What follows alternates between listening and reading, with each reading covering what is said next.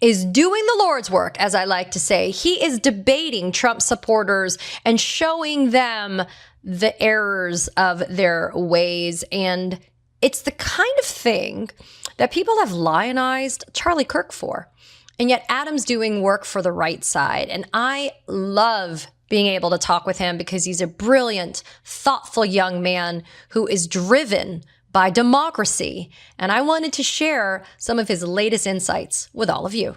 Take a listen. And joining me now is somebody who is like a mentor for me. I know it's kind of shocking, right, Adam, seeing how I'm way older than you. But Adam Mockler, welcome to the Katie Phang News Channel. I get to kind of flip the script a little bit here and get to hang out with you on the hot seat right now. Thank you for having me. Mentor is a big word. I've learned a lot from you as well. So it goes both ways. But this will be a good chat.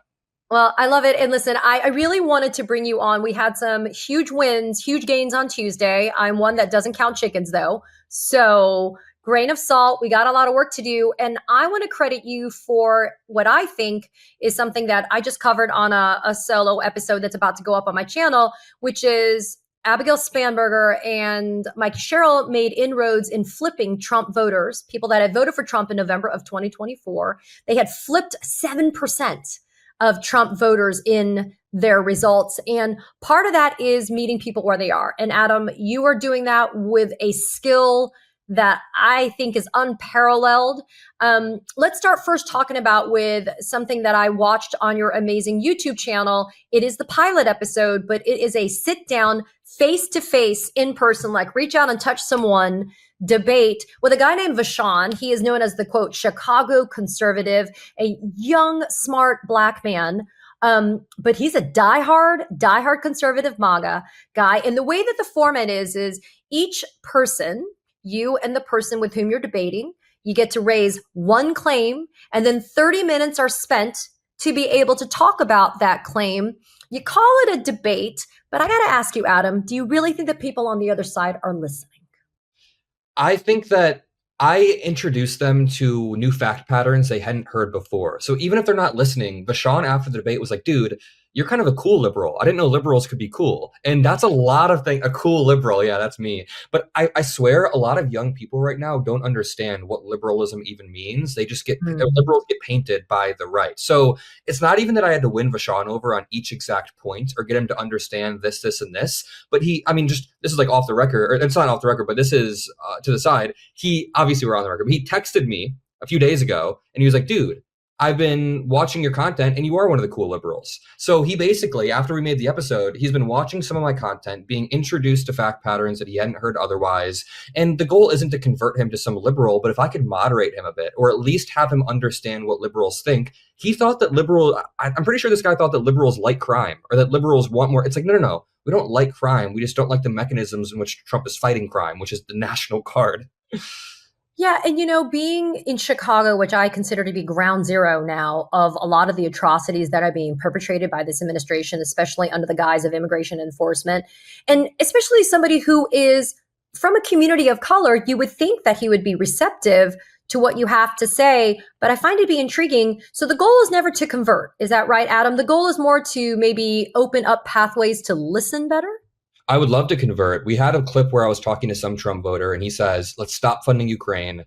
Let's only keep America first. Let's put America first. And I said, listen, funding Ukraine is how we put America first. When we fund Ukraine, we're sending old stockpiled equipment. This was like a year ago.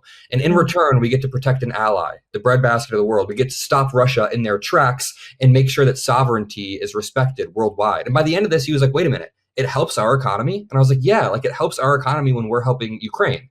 And he very, very quickly realized I could get behind that, actually. So in that case, I was able to convert him. That's one of my most viral clips. But not every time you're going to be able to convert people. Some of it is a game for the audience. This is something that Charlie Kirk was good at. I mean, he built a big infrastructure, and part of that was relentlessly clipping up his debate points.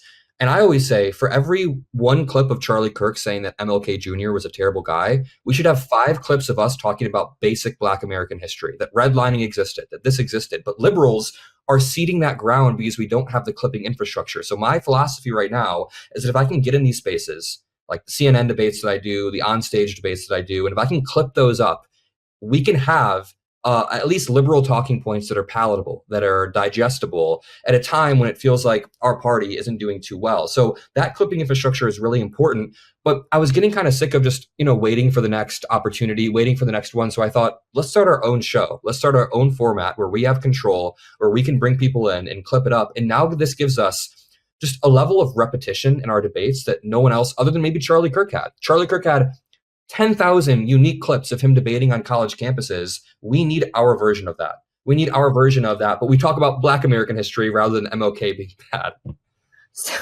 Which is so absurd. So I want to make sure this is very clear to the viewers, right? Because I want them to appreciate what you're proposing here and what you're actually doing, not just thinking about it, but you're actually implementing and executing. It's not only quantity so that we can flood the zone, which I admit the quote far right media ecosystem has done us in really badly so far, and we got a lot to catch up on. But it's also substance. It's not just let me flood the zone with bullshit, Steve Bannon style. It's let me make sure that I'm creating quantity that has quality, because it's actually making sure that the messaging is going to stick. Exactly. Making sure that we are introducing, I keep using this term, introducing fact patterns to people that otherwise haven't heard them. A lot of the country that is sucked up in the Fox News hole, it's not like these are inherently bad people who are evil. Obviously not. These are just people who need to be introduced to other fact patterns. I have people in my audience who said they used to watch Fox News a bunch until they saw one of my short form clips, and then they started watching my content. And that's very common. I'm sure it's happened with you. It's happened with Midas many, many times. So it's really important that we're getting out there and have quality information. But yeah, quantity does matter too. Really quickly, there's this algorithmic theory that I have where it's like the pipeline to volume theory. And right-wingers have created these effective pipelines for young men and young women to get sucked down. So say you're a young dude and you have dating problems. A lot of young dudes have dating problems. It'll suck you down the Andrew Tate pipeline. Say you just want to work out. It sucks you down the RFK Jr. Sorry, I was talking about. It sucks you down the RFK Jr. pipeline. Say that you're a young mother who just had a baby. There's this new anti-vaccine pipeline that young mothers are getting sucked down online. The whole Maha. Yeah, that's a whole Maha thing. Exactly. Yeah. Say you're anti-APAC, then you'll get which is fine. You'll get Nick Fuentes clips. It pulls you down these pipelines. Then it hits you with volume. How many clips can we get out there of people debating this? And we just don't have that dueling infrastructure. So yeah, just to go back, we need quality arguments, but we need a high quantity of these clips. So, without giving away the secret sauce at all, how are you preparing for these things though? How do you prepare to go in for, listen, some of them are going to be on your own terms, like the structure, the infrastructure that you're creating, Adam. But what about when you go to that amazing, and I thought you kicked amazing ass, the News Nation town hall that you did? You're on a stage, you got Chris Cuomo moderating, and then, that guy from Charlie Kirk's show, and I want to make sure I attribute this right, Andrew Colvett, who, by the way, is now actually doing Charlie Kirk's show. He's not just producing Charlie Kirk's show, he's actually doing it in that kind of driver's seat. But how are you prepping for this? Because it runs the gamut when it comes to topics. Yeah, so it depends. The Turning Point debate, or the debate that I had on stage, we didn't even know the topics until 20 minutes before. And then they told us it's about political violence. But I have a policy advisor. His name is Micah Irfan. Shout out to him. He's great. He's a law student who got a perfect on his LSAT. Super smart guy. We had been prepping for this Jubilee debate for the month before that. I did a Jubilee 1v20 where it's me in the center and then 20 Trump supporters around me. Yes. It was crazy. It's going to be called one liberal college dropout versus 20 MAGA students. But while I was prepping for that, we had all of these frameworks laid out about tariffs, about political violence, about one of our frameworks is that Trump acts as if he doesn't want the opposition party to exist. All the time, every action that Trump takes, he doesn't want Democrats as a party to exist. You can look at the attacks on Act Blue. So I had all of these frameworks in my head. And then when we went on stage, it's just about executing, I guess. You build a level of confidence as you keep going that I can execute. So I don't get as nervous as I used to before. I still get nervous, of course, but the prep is very iterative to answer the core of your question. The prep iterates off of the last debate that I do. I watch it, I get feedback, and I move on to the next one. A lot of the prep is done in my daily videos that I do. And then a lot of the prep is done with Micah, my policy guy, where we will oftentimes have a brief that we run through, and he'll give me the points that he thinks the conservatives will make, and then I'll try to, rebut. And a lot of times the first iteration of the debate is pretty weak. When I'm on the phone with him and he's like, oh, this person's going to say this, my response is usually not the best. And he's like, wait a minute, let's refine this a bit. Let's get this where it needs to be. And by the time I'm doing the debate, it's usually a lot cleaner. Adam, and forgive me for posing the question this way, because the offense is not intended, Yeah. but you're a young white male, Mm-hmm. and you are the least threatening, I think, to approach and broach and have these conversations with MAGA. They're not really going to be inclined to listen to 50-year-old Korean female Katie Phang, right? But young white male Adam Mockler, yes. And again, that wasn't meant to be an insult. Oh no, I get what you're saying. Yeah. How do we build an army, Adam, of Adam Mocklers? How do we build an army? I'm going to use the word an army of young Adam Mocklers who can go forth and prosper and can go out and do what you're doing, which is you are seeking the debates, you are seeking the opportunity to make other people on the other side understand how inherently flawed their reasoning is. Yeah, it's not even about creating a bunch of young Adam Mocklers. I think that, first of all, I think that you are listened to a lot, and people on the other side will listen to you, but you're right that there is an advantage when I go to the MAGA rallies because I disarm people due to the way I look. I always used to talk about this with my crew. We were like, if a black liberal tried to go into these rallies the same way, they would not listen. I am able to disarm people because I'm a young white dude and because I've got a little bit of a baby face. So a lot of the Trump rallies that I used to go to, I think these Trump supporters would look at me like their grandson. They'd be like, oh, I have a grandson just like this. I'll listen to what he has to say. And then we'd have these good conversations. But I think beyond building an army of like Adam Mocklers or whatever, I think it's a few things. We need the clipping infrastructure, which we're working on our side. But even if you're not somebody who engages in politics online, I think we need people who in their day-to-day lives are advocating for liberal ideals in palatable ways. And I guess to expand on that, I feel like we've almost lost a lot of clarity in our party over the past maybe 5 years or so. Like there were a few years where Trump was running the message on immigration in America. Trump had this very clear message on immigration. It was dark, it was terrible, but he had a clear message. Biden almost left a vacuum for a few years without that strong of a message, which I would argue. And Obama had a great message on immigration. He had a great message. The Democrats have kind of lost the ability to take firm stances on things. And I think that we need to get back out there, be less risk averse. And on a daily basis, people should be trying to, it's hard to say, but like present our ideas in the most palatable way possible. A lot of people on our side have this tendency to be condescending or finger waggy, or they're all the time be like, it's not even worth having this conversation. It's not even worth talking to the other side. By the way, I am guilty of a little bit, but go ahead. Yeah. No, I get that too. I think to a certain degree, there are people you shouldn't talk to, of course, but I think we're ceding ground when we had Charlie Kirk going out there doing this, and we don't have people on our side trying to rebut or give our views in a palatable way. Then most people think that the left is just like a finger waggy, blob, rather than people who are able. So just to back up, I think my advice would be try to have these conversations in a reasonable way. And then if you want to go out and make content, just be yourself, be unique, clip it up and post it out there. Well, listen, just before I get to my next kind of question to you, when I was at No King's Day 2.0 in Miami, there was this guy, a MAGA guy with his MAGA hat, riding his bicycle. He's from Cuba. And I spoke to him in Spanish. And I explored with him, why are you here? And he was like, because it's my First Amendment right to be here. And I'm like, well, what about all the other people that are here? And I asked him, he was a long haul truck driver. So we talked about tariffs and we talked about the economy and he supported Ukraine, right? It's like everything you would think that made it sound, and it was non-confrontational. It was very much just back and forth. And in the end, he and I shook hands. And of course, Adam, I said, if you had to vote for anybody right now, who would it be? He's like, Trump.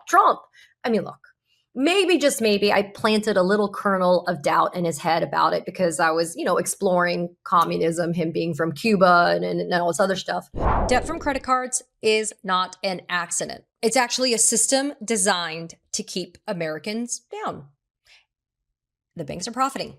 The creditors are winning, but who's losing? Oh, the families. Because with every one of those horrible calls, with every fee, for every high interest trap that exists, that's just proof positive that the game is rigged. But people, it doesn't have to be this way. PDS debt has already helped hundreds of thousands of people get out of debt faster. They've helped them cut that debt and those calls and get the money back where it belongs. in Americans' pockets and not in the banks. So whether you're struggling with credit cards, with medical debt, with personal loans, PDS Debt is here to go beyond just the numbers. They help you craft a unique, personalized plan that is custom to you and your needs. And there's no minimum credit score required. They're just here to help you save more, to cut your debt faster, and to get the money back where it belongs, in your pocket.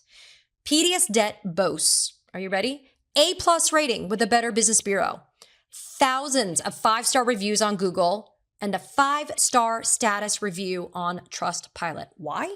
Because PDS Debt has already helped hundreds of thousands of people get out of debt. If I needed a product like this, I would use PDS Debt. So what are you waiting for, right? It's your money. It's your future. Why are you going to let the system figure it out for you? Just go and get a free assessment. You're less than 30 seconds away from it. Just go and get the free assessment with pdsdebt.com/Phang. That's PHANG. pdsdebt.com/Phang. And just in case you didn't get it, pdsdebt.com/Phang. And get that help you need. But I see your point, and so I'll take it. And look, and I don't want to be doom and gloom about this, because Tuesday, as we started our conversation in this episode, Abigail Spanberger and Mikey Sherrill made huge inroads with non-college educated white voters. Not only did we bring back Hispanic voters into the fold by a large part, but we converted Trump supporters, and we also included non-college educated white voters, which I think are kind of like unicorns for the Democrats these days, right? But what you're doing is you're going to where the conflict is, but in a way that is inviting people to be a part of the discourse, kind of like what people say Charlie Kirk did. I'm over the lionization of the guy. I have a very distinct opinion about what I thought about Charlie Kirk. But the thing that people seem to say about him, which I think you're emulating, Adam, is you are willing to go where the debate is. You are willing to be there where the conflict is, and you're not scared to do it. Just to be 100% candid, I think liberals have ceded this ground for the past few years. There's a few people out there who do debate a lot, and I can name Mehdi Hassan, a few other really he's the best, right? But he's an outlier in the liberal movement. A lot of people had this belief that, MAGA was over. It's not really worth discussing. I remember one time, like 3 months ago, it was before Kirk died, like the month before, I made a video about Charlie Kirk, and someone in the comments said, Adam, please don't give the air to Charlie Kirk or the MAGA movement. I remember thinking, guys, the MAGA movement is the air right now. We are the ones who have to sell our ideas. Mark Cuban always puts it like this. Politicians and politics is about selling yourself, is about sales. And all of the time, liberals, not all the time, a lot of the time, liberals will cede ground because they don't think we need to sell our ideas, but that's what we need to do. We need to be in these spaces. We need to be selling the ideas in a palatable way, clipping it up and distributing it online. And the dude that you were talking to at No Kings, a lot of my commenters hate when I say this, but like a lot of Trump supporters are like that guy. Not every Trump supporter is someone who's dug in and hates every single like brown person, immigrant. A lot of people are just kind of apolitical and haven't been introduced to the fact patterns that they need to be introduced to. So if Democrats can be out there getting cool clips, introducing people to these fact patterns, I mean, I don't know if anyone had ever like distilled. I had this whole thing that I did on stage with Andrew Colvett where I went through Trump's entire entrance into politics from my point of view as a young dude. I'm like, listen, when I was 11 years old, I saw him making fun of Obama's birth certificate. And then he did this. It's a distillation of what we've seen over the past decade. And we need more liberals out there talking like that. So yeah, just to bring it back, I think that the dude that you talked to maybe could be winnable. I think that that's somebody who in a few years could flip to the other side. I mean, this isn't some guy who like hates his country. This guy probably doesn't even know about the fake elector scheme. He loves this country. There's a reason why he came to this country. He loves this country. I doubt he knows about January 6th or knows much about the fake elector scheme surrounding it. He probably thinks that most liberals are just kind of like whiny people. He probably views every liberal as Chuck Schumer. That's what he said. He actually said that Democrats are worse than Chinese and the Russians because he says we do not appreciate what we have. Isn't that interesting? Kind of like the whiny you just said, right? He's like, Democrats don't appreciate. They're always complaining. They don't appreciate what they have. It's interesting. What he thinks is not true. But to be fair, no, I know. I'm just saying. I know. I'm saying to be fair, if I were a dude that was, I don't know how old he was, but I always think about this. If I were a 23-year-old dude like me, who was but I was apolitical, right? I had no takes on politics. I didn't really interact with it much. I am grateful and I'm blessed to have grown up in a family where we talk politics, but there are so many people who are apolitical. Yeah. If I were apolitical, I would view the liberals as pretty damn lame and whiny. I would think that there's just not good representation right now. I mean, we have Gavin Newsom, who's cool, but most 23-year-olds probably see videos of people on college campuses being insufferable, or see Chuck Schumer out there doing a dance, and they're like, "What the hell is going on here?" Well, that's a Trump dance you just did, but keep on going. Yeah, that's not a Chuck Schumer dance, but you get the point that I'm making. You get the point that if that guy talked to more liberals that were chill, I think that it would go. Like if that guy's interaction over 1 week was with Mehdi Hassan for lunch, and then the next day he had breakfast with me, and then he did some law lessons with you on Wednesday, I think this guy would be pretty malleable. I don't know.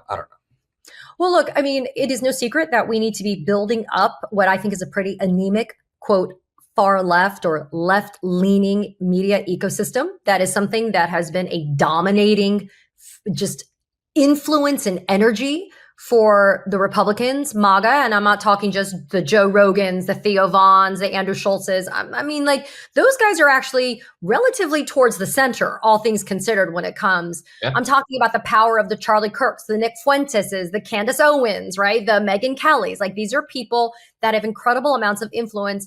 I guess I have to ask you, Adam, knowing these ecosystems so well as you do you think there is an heir apparent to the Charlie Kirk throne?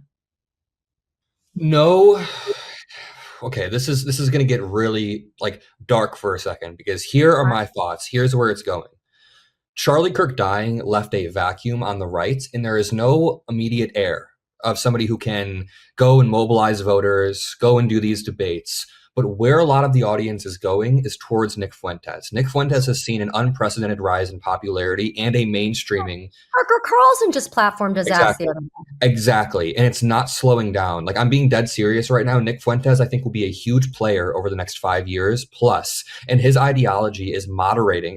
He's trying to moderate his ideology when out in public so that people don't understand. Genius, though. Yeah. And then he just made a video the other day. I keep up with a lot of his content because this is really important stuff. He made a video the other day where he was saying, okay, phase 1 is complete. We have mainstreamed our ideas, but now it's time for phase 2. He says, I want all of my Groyper fans to start infiltrating not only universities, but I want them to start infiltrating conservative movements, the Heritage Foundation. He says, you guys should be at law firms. He says the Groypers should be everywhere. That's his fan base, like the far right Groypers. So he's telling them they should hide their true beliefs in order to infiltrate these institutions so that someday there's a Groyper takeover of like 40 to 50% of people in these institutions. Now, that sounds far-fetched until you think that just last month we had that young Republican group chat where they were praising Hitler in gas chambers. And that was 2025 group chat, by the way, people, January to August. Yeah, I covered that here. It was outrageous. Exactly. And by young Republicans, that's the name of the group, but they were actually 30s, some of them late 30s. So the point here is the young label was a total red herring. They were not children. Yes. So I don't mean to go too far off of your original question, but this does loop in because the heir apparent is something that is much, much darker and much, much more serious. And Nick Fuentes is currently trying to gain leverage over the Republican Party in the same way that Trump did back in 2016. If Nick Fuentes can gain leverage by, like, I don't know, he said in a clip that if JD Vance doesn't denounce Israel and like denounce the Jews, he will send his Groypers to every single JD Vance town hall in Iowa and just like nuke his primary campaign. So he's trying to gain leverage over the party in the same way that Kirk did, but in a little bit more of a blunt way. Now, maybe he fizzles out. Maybe in 6 months, we don't know who he is. But I think this is a very serious thing that Democrats need to be paying attention to. And just to like loop everything we've talked about back into this, what Nick Fuentes has done is had explosive talking points. By explosive, I mean racist, Nazi talking points. But in the sense of the algorithm, they explode through the algorithm is what I mean. And then he has a clipping infrastructure of hundreds of people that are clipping him up all the time. And now I see my apolitical friends from high school, people who legit didn't pay attention to politics, liking his reels. Because the harsh reality is Nick Fuentes is a charismatic, funny person on camera. And this is, I'm just saying that he is. And that allows his ideology to break through. That's the threat that we all need to be focusing on ASAP. It did take a dark turn, but a necessary turn, Adam, because these are the types of conversations we need to be having where we actually acknowledge the gravity of the power and the influence of what is happening in that media ecosystem. And to elevate somebody like Nick Fuentes is more of a threat, I think, to American democracy than people want to give credit for. So I appreciate your sincerity about the way that you're assessing this, because that's the reason why I asked you, of all people. I know that you know the players and you understand what's at stake at the same time. Adam Mockler, I know you're off to go kick some ass, making us proud. You are a gem. You are truly a gem. I'm proud to be a part of the Midas Network with you as well, my friend, but you independently are standing on your own. So Adam, thanks for being here, and let people know where they can find you, although you are killing it, but where can people find you? Yeah, Adam Mockler on YouTube, Instagram, Twitter, wherever you are, we have an account named Adam Mockler that we're always posting on. But thank you for the kind words. I'm glad we're part of the same network as well. And I have a feeling over the next few years, we're going to do a lot of good collaborations, learn a lot from each other. I have a lot to learn from you. So this will be great. Incredible. And by the way, I'm waiting for my Mockler Media swag so that I can walk around and let people know I'm a part of the Mockler media empire. But Adam Mockler, thanks for being here at the Katie Phang News Channel. It's good to see you. Folks, you think I was going to pass up the opportunity to do an episode about law lackey extraordinaire, Trump insurance lawyer Lindsay Halligan throwing up the white flag and saying peace out to staking her claim to the role, position, and title of U.S. Attorney for the Eastern District of Virginia? Well, if you thought that, you don't know me well enough. But look, she did it just in the nick of time, because a federal judge entered an order that basically called her ass out. Okay, so really quick refresh of your recollection. On his own, Trump nominated and appointed judge, federal judge, David Novak, entered an order on January 6th. And as you recall, that order basically said, "Dear Lindsay, please explain in writing, signing your name, why you think that you can continue to represent yourself on filings in the Eastern District of Virginia, that you can do that as the U.S. Attorney for the Eastern District of Virginia after another federal judge has found that you were unconstitutionally, illegally, invalidly appointed to that job." He gave her 7 days. And if you recall, she filed a response on January 13th.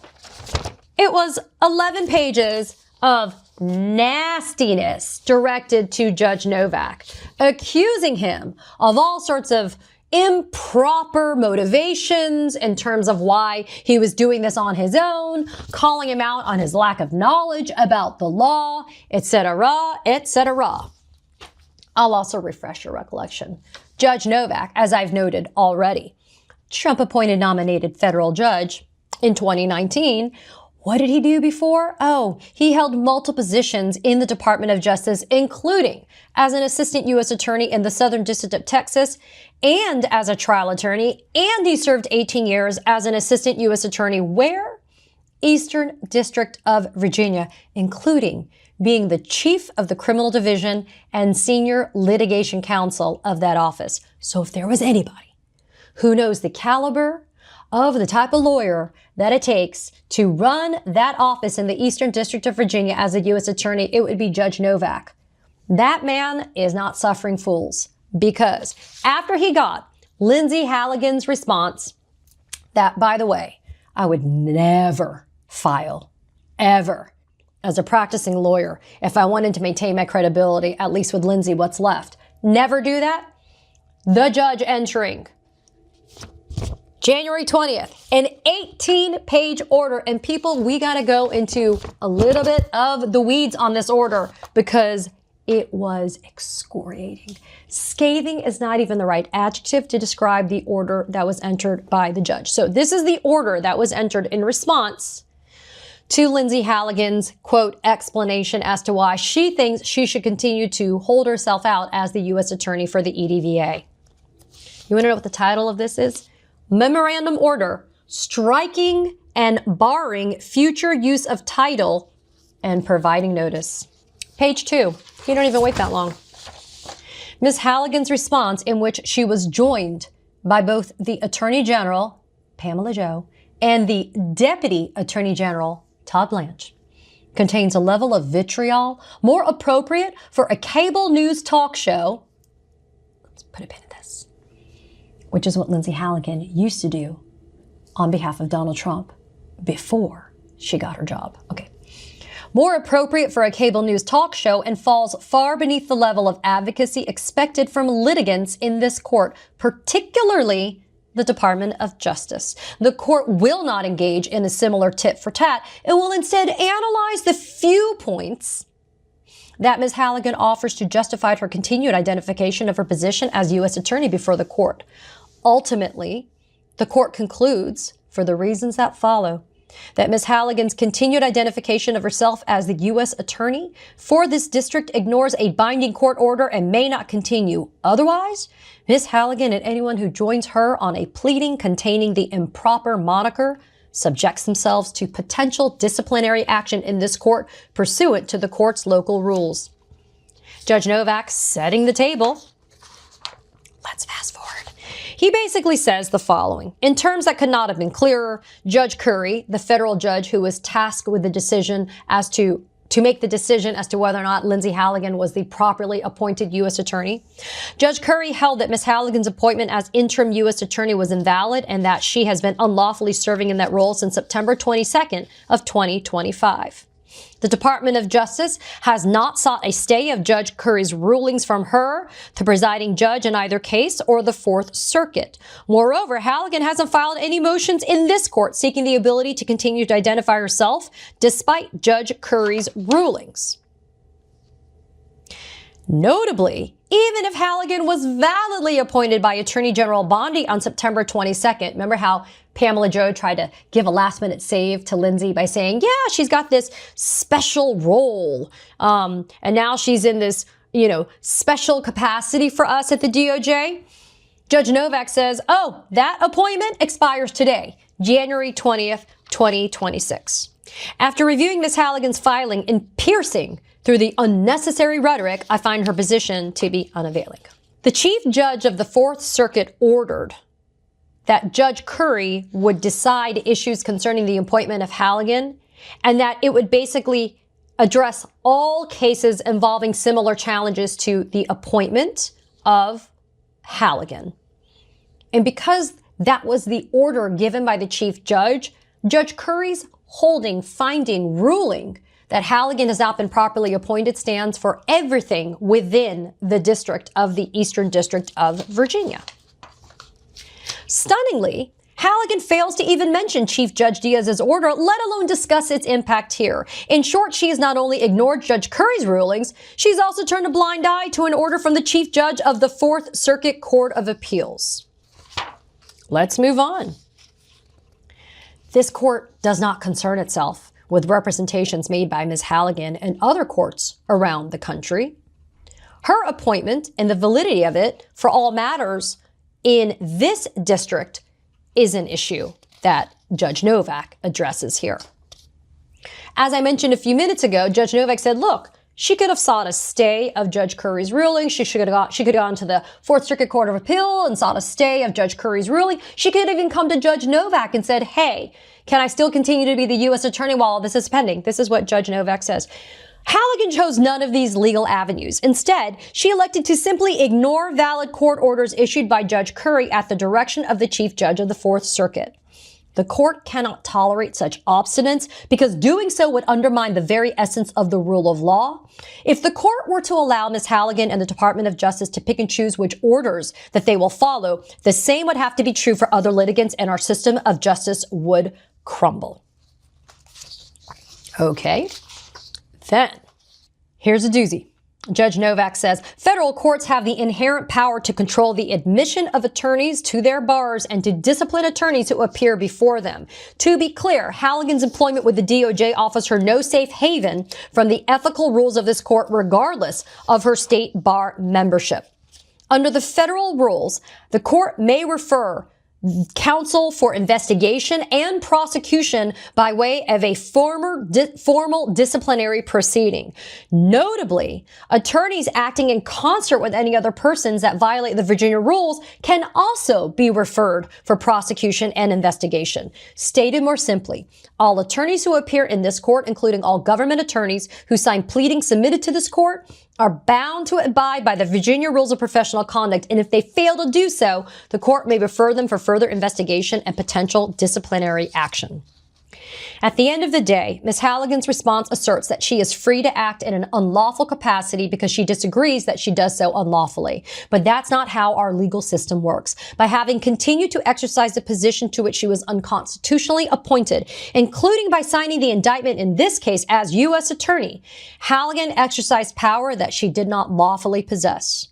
In the words of Justice Neil Gorsuch, Halligan was unconstitutionally installed, so she cannot wield executive power except as Article 2 provides. And then here is where Judge Novak brings it home. The Eastern District of Virginia has long enjoyed the service of experienced prosecutors with unquestioned integrity from both political parties serving as a U.S. attorney. Despite coming from different political backgrounds and holding very different ideological views, they all shared an unwavering commitment to the rule of law, putting the interests of the citizens of the district before their own personal ambitions as true public servants do. Unfortunately, it appears that this ethos has come to an end. No matter all of her machinations, Ms. Halligan has no legal basis to represent to this court that she holds the position, and any such representation going forward can only be described as a false statement made in direct defiance of valid court orders. In short, this charade of Ms. Halligan masquerading as a U.S. attorney for this district in direct defiance of binding court orders must come to an end. The court hereby strikes the words U.S. Attorney from the signature block on the indictment as well as other government filings in this case. The court further bars Halligan from representing herself as a U.S. Attorney in any pleading or otherwise before this court. That bar shall become effective at 12:01 a.m. January 21st, 2026, and shall apply to any filings submitting thereafter. Whew. Here it goes. The court recognizes Halligan lacks the prosecutorial experience that has long been the norm for those nominated to the position of U.S. Attorney in this district. Consequently, and in light of her inexperience, the court grants Halligan the benefit of the doubt and refrains from referring her for further investigation and disciplinary action regarding her misrepresentations to the court at this time. However, this memorandum order provides notice that should she persist in ignoring orders and this memorandum order in any matter before the undersigned, the court will initiate disciplinary proceedings against her and any other signatory pursuant to the federal rules of disciplinary enforcement. Let the clerk file a copy of this order, notify all counsel of record, the chief judge, and all U.S. district judges, magistrate judges, and bankruptcy judges of this court, Judge Curry, all members of the Richmond Division of the U.S. Attorney's Office, and other of the U.S. Attorney's Office for the Eastern District of Virginia. Furthermore, the court orders Halligan to give a copy of this memorandum to Pamela Joe and Todd Blanche. And wait, there's more. You get the Ginsu knives. Not only did Judge Novak enter this scathing order, but at the same time, what goes up? A vacancy announcement.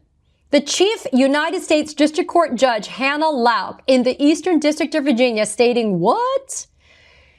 That we are soliciting expressions of interest to serve as the EDVA's U.S. Attorney as there is a vacancy for the job. The order being entered on January 20th, 2026 by the Chief United States District Judge for the District Court in the Eastern District of Virginia. And it basically says, publish this, and if you're interested, you let us know. I mean, hot damn. Lindsay, how's it feel to be summarily strike that. To be rejected wholesale. Not only have you been told now multiple times that you are not lawfully appointed, but Judge Novak took you to school. And he showed you that you're just too dumb to be disciplined. Too dumb to be disciplined is what they think about you. Folks, again, look, I will say it here, and I know you naysayers will try to push back on me, and you are entitled to your opinion. But there is something to be said about the rule of law, the defense of it, and the fact that there are judges that are standing in the breach. And they are saying, we will not let this happen on our watch. And Judge Novak, a Trump-appointed judge from 2019, is saying, this shit don't fly. You gotta be grateful. So my hat off once again to Judge Novak. I'd like to shake that man's hand because you know what? He sees and knows what is happening to the destruction of the Department of Justice, its integrity and public confidence in its ability to be able to do its job properly. And as he appropriately notes in his order from January 20th, you don't put yourself first and your personal ambitions first. You put the public interest of the citizens first. And we haven't seen that happen with anybody in the Trump administration that is occupying a role at the Department of Justice, especially under Pamela Joe. Be mad, be outraged, demand accountability, like Judge Novak is. So this one's really going to make you mad. And I'm glad. And I want you to be mad. You know, when I tell you at the end of every episode, be mad, be outraged, demand accountability, I'm not saying it just to pay lip service to some saying. I'm saying it because I mean it. And this one is going to make you mad and you're going to be outraged. And hell yeah, you have to demand accountability. We want to demand accountability for the life of Nurul Amin Shah Alam, 56 years old, nearly blind, a refugee from Myanmar who came to the United States in December of 2024 with his wife and 2 sons. According to his family, they came here seeking home, and home killed him.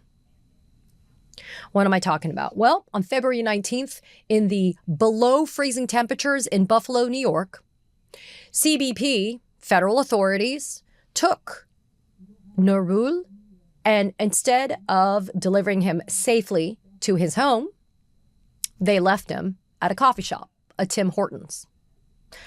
Fast forward 5 days later, his body is found, he's dead, and he is 5 miles away from that Tim Hortons coffee shop. The Buffalo Police Department told reporters that the medical examiner for Erie County concluded that the death was, quote, health-related and ruled out exposure or homicide. But the Erie County Department of Health later disputed that account, saying no determination had been made. So I want to get this very clear. This man, Nurul Amin Shah Alam, 56-year-old, in poor health, according to his family, has been in custody since February of 2025 with the local police department. He is nearly blind and he doesn't speak English. And on February 19th, U.S. Customs and Border Protection take him into custody from those local authorities.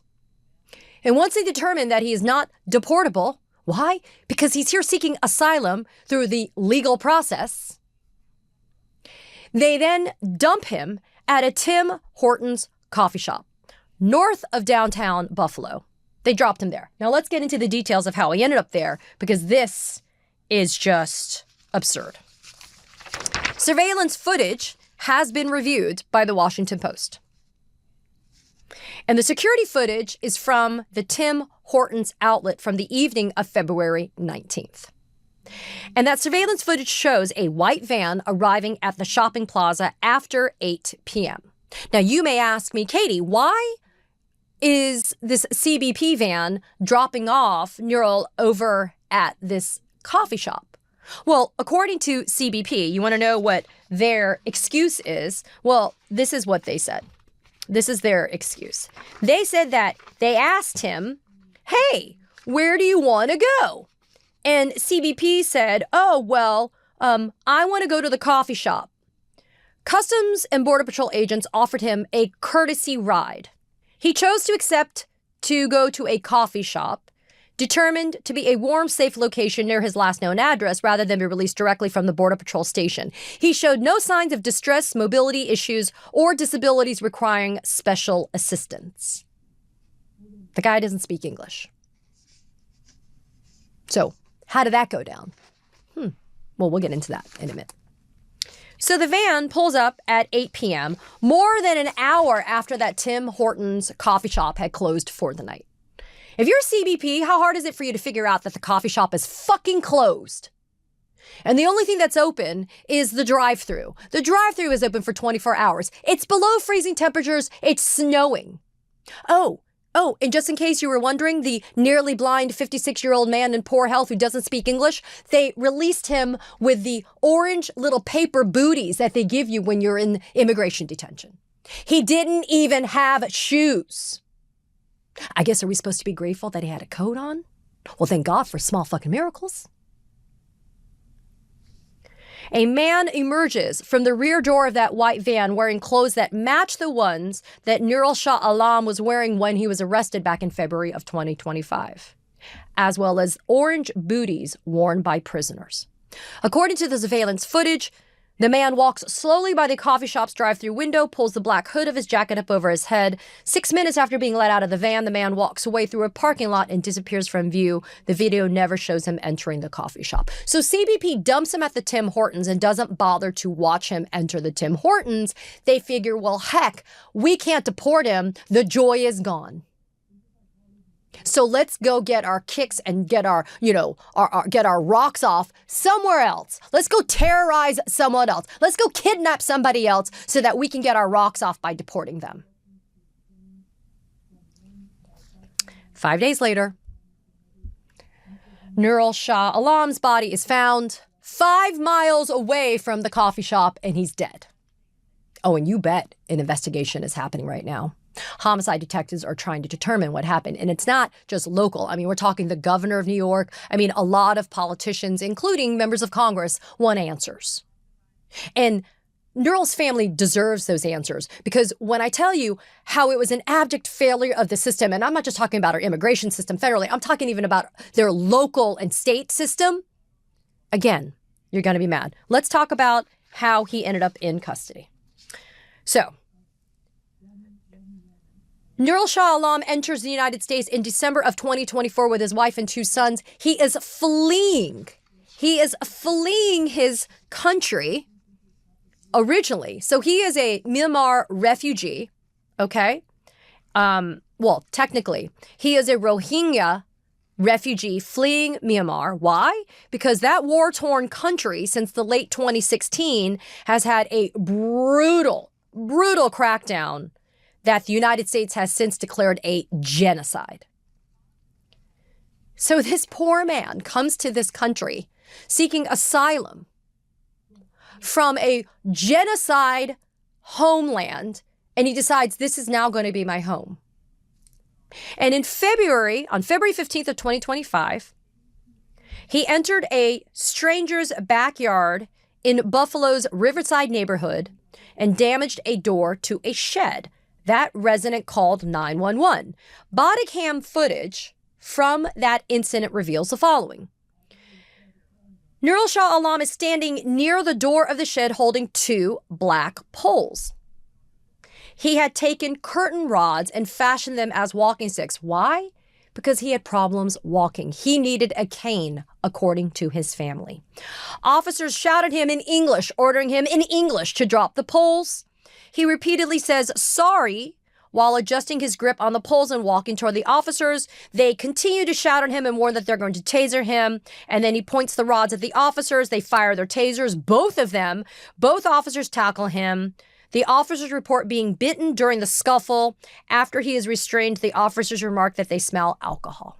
In the body cam footage, Nurul Shah Alam can be heard speaking in Rohingya and Malay. He is asking for God's help, tries to explain to the officers who don't understand him because he's not speaking English, that he lives nearby and he was only going to the store. He pleads with the officers, do not throw away my phone. That's what he said. So, why has he been in custody since February of 2025? Well, he was originally charged with felonies. And because he was taken into custody, and because he's an immigrant into this country, and because he was charged with felonies, the local police authorities put a detainer on him. They reported him to federal immigration authorities last year. A detainer was held to make sure that once his case is resolved, his state case, his local case, that the feds get the chance to come and take him and do what? Deport him. Now, that in and of itself isn't unusual. I want to be perfectly clear. As a prosecutor, we would do that. Well, More accurately, the authorities would do that. But regardless, that part is not troubling. Here's the part that is incredibly troubling. One, after a year of being in custody, I mean, you're probably saying, well, why didn't his family bond it out? Because his original bond was lowered. His original bond used to be about $25,000, and then it got lowered to about $5,000. But here's the thing. His family, from what I have read online, didn't bond him out because they were terrified that he would be immediately deported. Why? Because he was facing the felony charges. So fast forward a year later, the DA's office and his defense attorneys have agreed that he'll just plead to misdemeanors. Because he was originally charged with assault, burglary, criminal mischief, but then he agreed to plead on February 9th to misdemeanor charges of trespassing and possession of a weapon, with his sentencing being scheduled for March. Both sides agreed that he would stay in custody until he was sentenced in March. But the family says, okay, now he has the misdemeanors, let's post his bond. And from what I understand, on February 19th, his bond was posted. And that becomes the most important day in this timeline. Because on February 19th, federal immigration authorities, being notified by the local authorities that his bond had been posted, they show up. And they take physical custody of Nurul Shah Alam. And once they have him in physical custody, they make a determination that he's not deportable. Why? Because he entered into the United States in December of 2024 under asylum. And he's not a part of one of the groups that's been deemed to not have asylum protection or temporary protected status, so he's allowed to be here. So instead of telling the local authorities, we're not going to take him, he's not deportable, while his family is waiting in the waiting area of the jail to take him home on February 19th, while his lawyers are also waiting for him to be released to the family on February 19th, instead, CBP says, you know what, fuck it. Let's ask this man who doesn't speak English where he wants to go. Oh, he wants to go to the coffee shop? Great, we'll take him to the coffee shop. While his family is waiting in the waiting area of the jail on February 19th.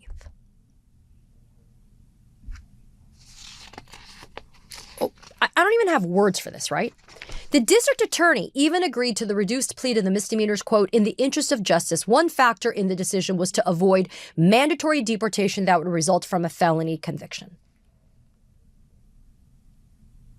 Erie County Sheriff's Office, following standard practice, informs Border Patrol that he's about to be released.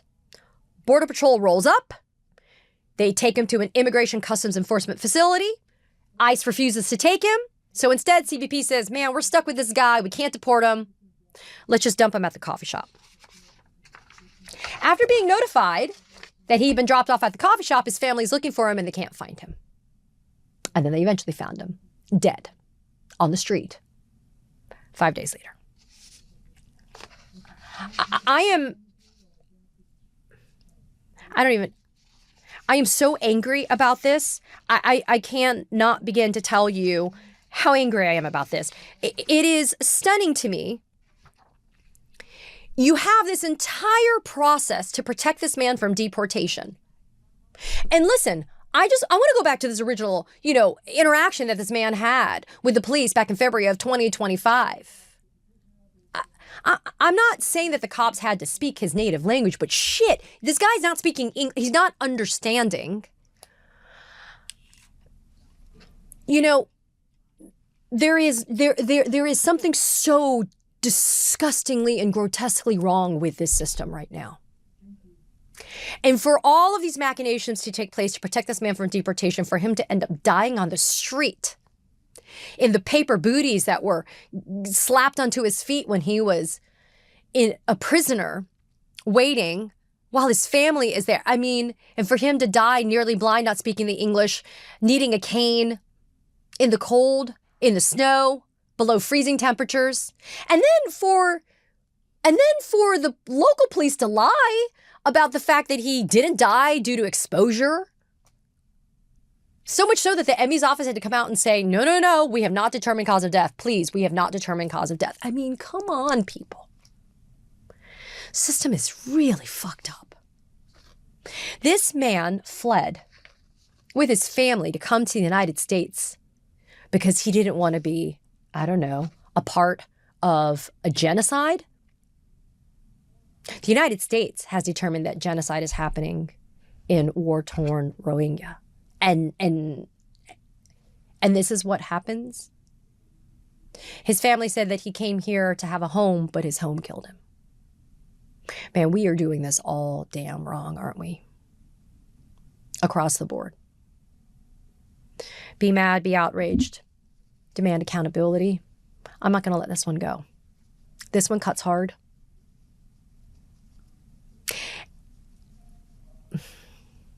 I'll see you on the other side.